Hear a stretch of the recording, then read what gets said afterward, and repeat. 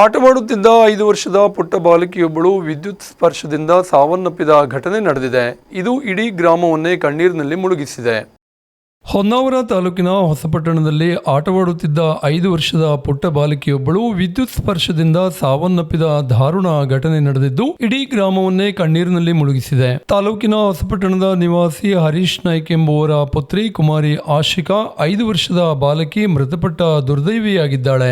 ಬಾಲಕಿಯ ಆಶಿಕಾ ಮಧ್ಯಾಹ್ನ ತನ್ನ ಮನೆಯ ಸಮೀಪ ಆಟವಾಡುತ್ತಿದ್ದಳು. ಈ ವೇಳೆ ಆಕಸ್ಮಿಕವಾಗಿ ಅಲ್ಲಿದ್ದ ವಿದ್ಯುತ್ ಪಂಪ್ ಸೆಟ್ ಅನ್ನ ಮುಟ್ಟಿದ್ದಾಳೆ. ಪಂಪ್ ಸೆಟ್ ನಲ್ಲಿ ವಿದ್ಯುತ್ ಸೋರಿಕೆಯಾಗುತ್ತಿದ್ದ ಪರಿಣಾಮ ಬಾಲಕಿಗೆ ವಿದ್ಯುತ್ ಸ್ಪರ್ಶವಾಗಿದೆ. ವಿದ್ಯುತ್ ಶಾಕ್ ತಗುಲಿದ ಸಂದರ್ಭದಲ್ಲಿ ಅಸ್ವಸ್ಥಗೊಂಡ ಬಾಲಕಿಯನ್ನ ತಕ್ಷಣವೇ ಸ್ಥಳೀಯ ಆಸ್ಪತ್ರೆಗೆ ದಾಖಲಿಸಲಾದರೂ ಅಷ್ಟರಲ್ಲೇ ಆಕೆ ಮೃತಪಟ್ಟಿದ್ದಾಳೆ ಎಂದು ವೈದ್ಯರು ಘೋಷಿಸಿದ್ದಾರೆ. ವಿಷಯ ತಿಳಿಯುತ್ತಿದ್ದಂತೆಯೇ ಆಸ್ಪತ್ರೆಗೆ ಧಾವಿಸಿದ ಪೋಷಕರು ಹಾಗೂ ಸಂಬಂಧಿಕರ ಆಕ್ರಂದನ ಮುಗಿಲು ಮುಟ್ಟಿದೆ. ಇನ್ನು ಕೆಲವೇ ದಿನಗಳಲ್ಲಿ ಶಾಲೆಗೆ ಹೋಗಬೇಕಿದ್ದ ಪುಟ್ಟ ಮಗುವಿನ ಸಾವಿನ ಸುದ್ದಿ ಕೇಳಿ ಹೊಸಪಟ್ಟಣ ಗ್ರಾಮಸ್ಥರು ಕಂಬನಿ ಮಿಡಿದಿದ್ದಾರೆ. ಮಂಕಿ ಠಾಣೆಯ ಪೊಲೀಸರು ಬಾಲಕಿಯ ಸಾವಿನ ಕುರಿತು ಪ್ರಕರಣ ದಾಖಲಿಸಿ ತನಿಖೆ ಆರಂಭಿಸಿದ್ದಾರೆ.